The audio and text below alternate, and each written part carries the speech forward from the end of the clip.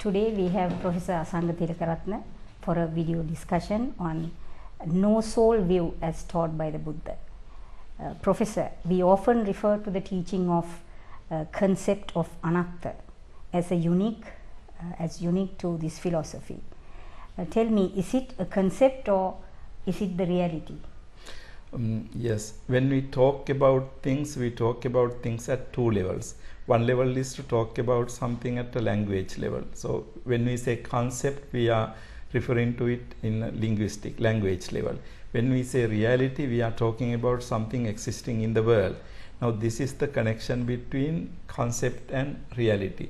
So concept is a word or thought, and reality is that which is referred to by that concept. Now when we look at anatta, it is very interesting.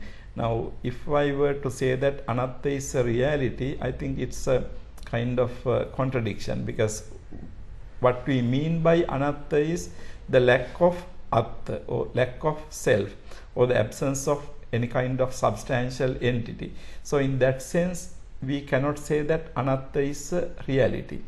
In fact, what has happened is, now Buddha says that people believe that there is Atma. In other words, there is a word called Atma, or in Pali language we say Atta, or in English we say soul. But interesting thing is, there is no reality behind that concept. So it is only a concept, or it is only a word which is devoid of reality. So in other words, there is a concept, or there is a word, but there is no reality referring to it. Now this is the main point Buddha made. Buddha said that people tend to believe that there is some kind of substantial self in us, but actually that is only a belief, and it is a false belief. There is no anything that refers to it. For example, when I say pen, now I use the word pen, at the same time I can say, now this is the pen, there is an object here. In the same manner, I cannot say, okay, this is the word Atma and this is the Atma, because there is nothing. So therefore, I would say anatta is really a concept. We are talking about the absence of Atma. So there is no such thing called Atma. So anatta is the teaching that teaches us that there is no Atma. But the reality is that there is no Atma. Well, I think there is the way we use words. Now when we say reality, in reality there is no Atma. In actual fact, there is no Atma. But I think there are two meanings of the word reality, because when I say something in reality, I mean that it is there. So let me put it that this way. In actual fact, there is no Atma. Okay. Is that clear? Okay. Right. Okay, thank you. Then this is anatta the crux of the Buddhist philosophy, or is it paticca samuppada, which is the crux of the Buddhist philosophy? Yeah, that's a very important question. In fact, this connection between the two very important teachings, anatta and paticca has not been very clear to many. Now, as I said earlier, Buddha's, I think, greatest mission was to show that our entire trishna, our desire, is baseless.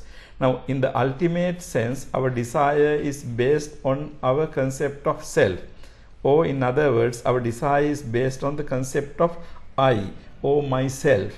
Now, this is the metaphysical view. This is the view based on which we love things. So what the Buddha really wanted to do was to show that this whole thing is baseless. Now in that sense, anatta is a very important understanding of Buddha's paths to liberation, or end of suffering. Now where does the paticca fit in here? In fact, paticca samuppada is really the explanation of the reality, explanation of the view based on anatmavada. Now when we say there is no Atma, there is no substance, there is no substantial reality, then the question is, how are we going to explain the world? How do things happen? Now Buddha answers this question by through the doctrine of Paticca Samuppada. He says that things are interdependent. things are connected. So in this universe, things happen dependent upon many things. Now, the concept of Atma, and there is also another concept which is very similar, the concept of God or Ishvara. Now, both these concepts are very similar. They stand alone. They don't need anything else to stand on their own. That is how these concepts have been made. So, you believe in Atma means you believe that there is a reality in us which is totally independent. Now, this is precisely this idea that is denied by Paticcasamuppada. Paticcasamuppada says is no. Paticca means dependent upon, Samuppada means arising. So, things arise dependent upon other conditions. Things cease dependent upon other conditions. So, if we accept Anatmavada, if we believe that there is no substance, then the question arises, how do things arise? How do things take place? How do things exist? Now, the Buddhist answer to that question is things exist dependently. So, therefore, you can see that concept of Anatta or the teaching of Anatta and Paticcasamuppada are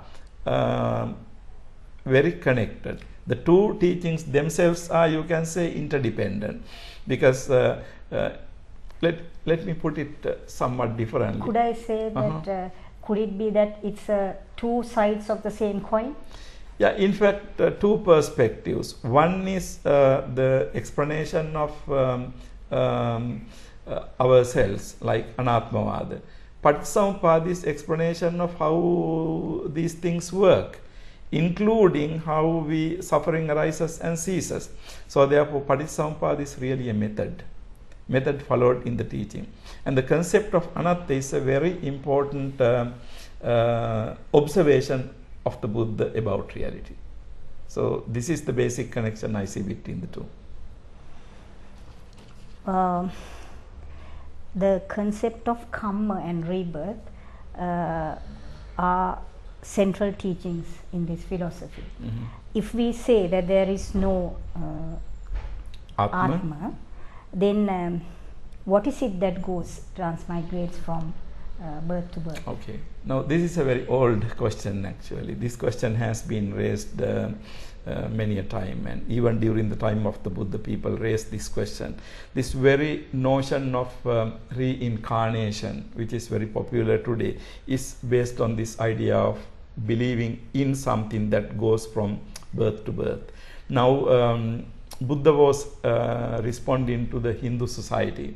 Now, in this Hindu society, they believed that there is what we talk about, Atma. Now, the belief is that Atma is something permanent, everlasting and unchanging. So, now say for example, I am a human being this time and I will be born as an animal, or I will be born as a reptile, I will be born as a bird or something. But the Hindu view is that through all these things, there is something that goes through unchanging, namely my soul. So, whether I am a human being, it's my Atma that goes through human body. When I am a bird, it is my Atma that goes through a bird's body. When I am a reptile, it is my same Atma that goes through reptile. Now, this is the Hindu view. So, there is something unchanging. Now, Buddha said that actually there is nothing, that sort of unchanging thing. Then the question is, what is there then? Now, who is this person? As you said, now we do karmas, we do good karmas, and then we say that good karmas bear good results, bad karmas have bad results. And then of course these karmas give results not only in this life, even in the next life. Now, if there is no connection between the doer, one who does the karma, and also one who experiences the karma, then there is a problem, because one does, somebody else experience, which is very unjust. Now, this question was raised from the Buddha. Then Buddha said there are two extremes here. One extreme is to believe that doer and the experiencer are both the same. Buddha said this is one extreme. The other extreme is doer and the experiencer are totally different. Now, Buddha said this is another extreme. Now, Buddha said, avoiding these two extremes, he would explain this teaching again based on the dependent origination of Paticcasamuppada. So, you see again how Paticcasamuppada fits into this picture. Now, in other words, human being is not a reincarnation. Human being is a dependently originated phenomenon. Now you can understand this when you look at our own existence. Now say we are at certain age, say 50 or something. Now I am not the same person who was born 50 years or 60 years ago. But on the other hand, am I a different person totally? No. Now what is the connection? Of course, I don't have the body. As an infant, I came to this world. I don't have the same body anymore. Now, why do people say I'm the same person? Because it is an unbroken continuity. So, it is in the sense of unbroken continuity, I am the same person, therefore, I get the same result. Now, I pass my O-level examination 17. When I am 50, of course, still it is my examination and I who passed it. We say that because it is the unbroken continuation. Now this is the same argument when I am dead and reborn. It is the same unbroken continuation. It is not somebody new, but on the other hand, it is not total breakdown of the continuity. So long as this continuation goes through samsara, we can talk about karma and it is vipaka. So in that sense, I do and I receive the result. But from another point of view, the person who did is actually different because he has changed to a different situation. So continuity is there. This empirically perceived continuity is not rejected by Buddha. Now this is why sometimes, give you a very mundane example, you do some kind of crime 20 years ago and then you are caught and you are punished after 20 years after. Now how do you justify that? Because within that 20 years, I mean, you are the same person. But when you committed the crime, maybe you are 20 years old, now you are 40 years old, but still you are the same person. But on the other hand, we know that a person could change during this time period. So therefore, maybe even the judge would consider that, I mean, present behavior. Now, if he is a very good person or something, then there could be a change in the punishment. Now, so therefore, this whole thing, continuity and dependence are the hallmark of this whole process. We have to understand karma and result from that point of view. How does one come to understand or fully comprehend this anatta, and how does it help a Buddhist? Okay. Now, so far I think what I described is some kind of how to grasp this concept intellectually. But I think the very essence of the Dhamma is that this whole concept of anatta is not an intellectual problem. In other words, what I am trying to say is the concept of anatta is not our not being able to see it. Actually, my point is I hold that with sufficient understanding, knowledge, we can see that anatta is true. But the point is not that. The point is that although we see this as a fact, the enormously difficult thing is to accept this and act accordingly.